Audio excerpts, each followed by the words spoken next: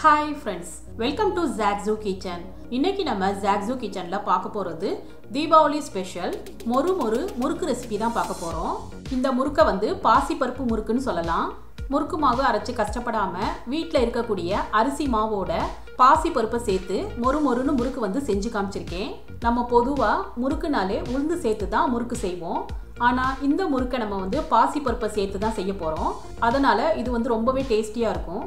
வாங்க ஃப்ரெண்ட்ஸ், டேஸ்டியான பாசி பருப்பு முறுக்கு ரெசிபி எப்படி செய்யணும்னு பார்க்கலாம். ஃப்ரெண்ட்ஸ், இந்த வீடியோ உங்களுக்கு பிடிச்சிருந்ததுன்னா லைக் பண்ணி ஷேர் பண்ணுங்க. சப்ஸ்கிரைப் பண்ணாதவங்க சப்ஸ்கிரைப் பண்ணிட்டு பெல் ஐகானை கிளிக் பண்ணிக்கங்க. இந்த வீடியோ உங்களுக்கு பிடிச்சிருந்ததுன்னா வீடியோக்கு ஒரு லைக் கொடுங்க ஃப்ரெண்ட்ஸ். நான் அரை கப்பு வந்து பாசி பருப்பு எடுத்திருக்கேன். மெஷரிங் கப்பு தான் இல்லை, உங்கள்கிட்ட இருக்க பவுலில் கூட நீங்கள் அளந்து எடுத்துக்கலாம். அதே பவுல்லையே எல்லா பொருட்களையுமே அளந்து எடுத்துக்கணும். இப்போ இந்த பாசி பருப்பை வந்து நான் குக்கரில் சேர்த்துக்கிறேன்.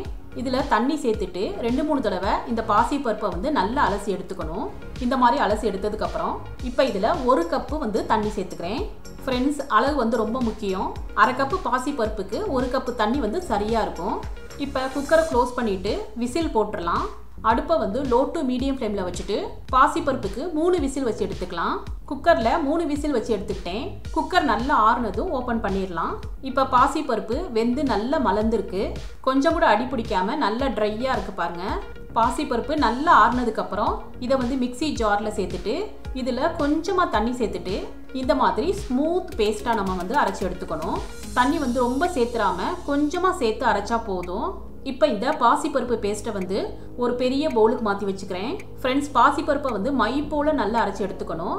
அப்போ தான் முறுக்கு வந்து வெடிப்பு இல்லாமல் ஈஸியாக சுட முடியும். இப்போ இதில் 2 கப்பு வந்து நல்லா சலிச்ச அரிசி மாவு வந்து சேர்த்துக்கணும். இந்த அரிசி மாவு வந்து நம்ம வீட்டில் பயன்படுத்தக்கூடிய சாதாரண அரிசி மாவு தான். இப்போ இந்த மாவோட சால்ட் 1 டீஸ்பூன், கருப்பு எள்ளு 1 டீஸ்பூன், நீங்கள் கருப்பு எள்ளுக்கு பதிலாக வெள்ளை எள்ளு கூட சேர்த்துக்கலாம். பெருங்காய powder 1/4 teaspoon, 2 table spoon butter சேர்த்துக்கிறேன். பட்டர் சேர்க்குறப்போ முறுக்கு வந்து ரொம்ப டேஸ்டியாக இருக்கும். ஃப்ரெண்ட்ஸ், உங்களுக்கு பட்டர் சேர்க்க விருப்பம் இல்லைன்னா பட்டருக்கு பதிலாக 2 டேபிள் ஸ்பூன் சூடான ஆயில் சேர்த்துக்கங்க. அப்போ தான் முறுக்கு வந்து கிறிஸ்பியாக இருக்கும். பட்டர் வந்து எல்லா இடத்துலையும் படுற மாதிரி மாவை வந்து நல்லா கலந்துக்கணும். ஃப்ரெண்ட்ஸ், மாவு வந்து சரியாக கலக்காமல் விட்டுட்டிங்கன்னா முறுக்கு வந்து கிறிஸ்பியாகவும் டேஸ்ட்டாகவும் இருக்காது. அதனால் கைகளை யூஸ் பண்ணி இந்த அளவுக்கு நம்ம வந்து கலந்து எடுத்துக்கணும். பாருங்க ஃப்ரெண்ட்ஸ், எந்த அளவுக்கு உதிரியாக இருக்குது பாருங்க. இந்த அளவுக்கு மாவு வந்து பட்டரோட கலந்தாதான் முறுக்கு வந்து ஈஸியாக பிழிய முடியும். இப்போ இதில் கொஞ்சமாக தண்ணி சேர்த்துட்டு மாவு பிசைஞ்சிடலாம். நீங்கள் எடுத்திருக்க மாவு பொறுத்து தான் தண்ணியோட அளவு வந்து கூட குறைய ஆகும். அதனால் தண்ணியை வந்து கொஞ்சமாக சேர்த்துட்டு மாவு பிசைஞ்சுக்குங்க. இப்போ நான் மாவு பிசைஞ்சிட்டேன். மாவு வந்து ரொம்ப ஹார்டாகவும் இல்லாமல் ரொம்ப சாஃப்டாகவும் இல்லாமல் இந்த அளவுக்கு மாவு வந்து நல்லா பிசைஞ்சு எடுத்துக்கணும். மாவோட ஈரப்பதம் வந்து காஞ்சிடக்கூடாது. அதனால இதை வந்து ஒரு பிளேட்டால் கவர் பண்ணிக்கலாம். நான் இந்த மாதிரி இந்தியாலேயும் உள்ள 3 தொலையுள்ள முறுக்கு அச்சு எடுத்திருக்கேன். நீங்கள் எந்த டைப் அச்சுனாலும் நீங்கள் யூஸ் பண்ணிக்கலாம். முறுக்கு மாவு வந்து ஒட்டாமல் இருக்கிறதுக்காக இதில் கொஞ்சம் ஆயிலை மட்டும் அப்ளை பண்ணிக்கிறேன்.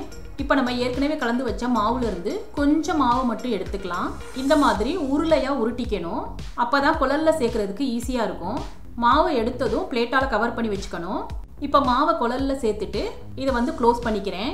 முறுக்கை வந்து பிழியறதுக்கு முன்னாடி ஒரு பிளேட்டை வச்சுட்டு இதில் வந்து ஆயிலை வந்து ப்ரஷ் பண்ணிக்கங்க. அப்போ தான் எண்ணெயில் போடுறப்ப முறுக்கு வந்து ஒட்டாமல் ஈஸியாக விழும். இப்போ முறுக்கை சுற்றிடலாம். கைகளால் நல்லா அமுத்திட்டு இடையில வந்து நிறுத்திடாமல் கண்டினியூவாக சுற்றிட்டே இருக்கணும். ஃப்ரெண்ட்ஸ், உங்களுக்கு எவ்வளோ சுற்று வேணுமோ அந்த அளவுக்கு சுற்றிக்கங்க. மாவு வந்து நல்லா கலந்துருந்தோம்னா முறுக்கு வந்து ஈஸியாக ஃப்ளோவில் விழும்.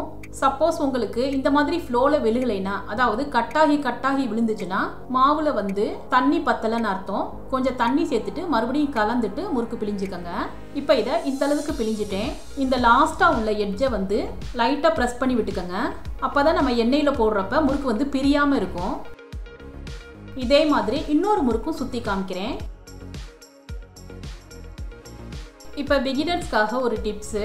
நீங்கள் ஃபஸ்ட் டைம் வந்து முறுக்கு பிழியறதா இருந்தால் இந்த மாதிரி ஒரு கரண்டியை வச்சுட்டு லைட்டாக ஆயில் அப்ளை பண்ணிவிட்டு இதுக்கு மேலே வந்து முறுக்கு பிழிஞ்சுக்கங்க. இந்த மாதிரி செய்கிறப்போ பிகினர்ஸ் வந்து பயப்படாமல் ஆயிலில் வந்து ஈஸியாக முறுக்கை சேர்த்துடலாம். இப்போ முறுக்கை ஃப்ரை பண்ணிடலாம். இப்போ கடாயில் ஆயில் சேர்த்துட்டு ஆயில் சூடாயிருச்சு. அடுப்பை வந்து லோ டு மீடியம் ஃப்ளேமில் வச்சுக்கணும். ஆயில் சூடானதும் முறுக்கை சேர்த்துடலாம். முறுக்கை சேர்த்ததும் லோ ஃப்ளேமுக்கு மாற்றிக்கங்க. இல்லைன்னா முறுக்கு வந்து சட்டுன்னு கருகிரும். முறுக்கு வந்து உடனே திருப்பிடாமல் ஒரு சைடு வந்து நல்லா குக் ஆகட்டும். இந்த பபிள்ஸ் ஓசையெல்லாம் நல்லா அடங்கணும். இப்போ இன்னொரு முறுக்கையும் சேர்த்துக்கிறேன்.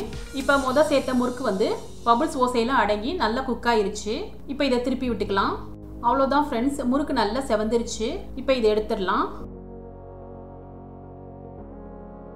கரண்டியில் சேர்த்துருந்த முறுக்கையும் ஆயிலில் சேர்த்துக்கலாம். அடுப்பை வந்து லோ டு மீடியம் ஃப்ளேமுக்கு மாற்றிட்டு அப்பப்போ வந்து லோ ஃப்ளேமுக்கு மாற்றிக்கங்க. அப்போ தான் முறுக்கு வந்து ஈவனாக குக் ஆகும்.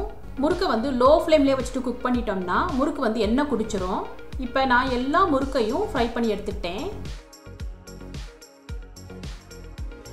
பாருங்கள் ஃப்ரெண்ட்ஸ், முறுக்கு வந்து நல்லா கிறிஸ்பியாக இருக்குது.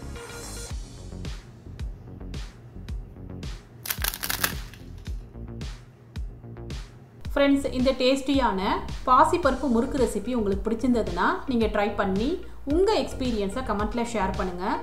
சுவையான சமையல், சுகமான வாழ்வு. தேங்க்யூ.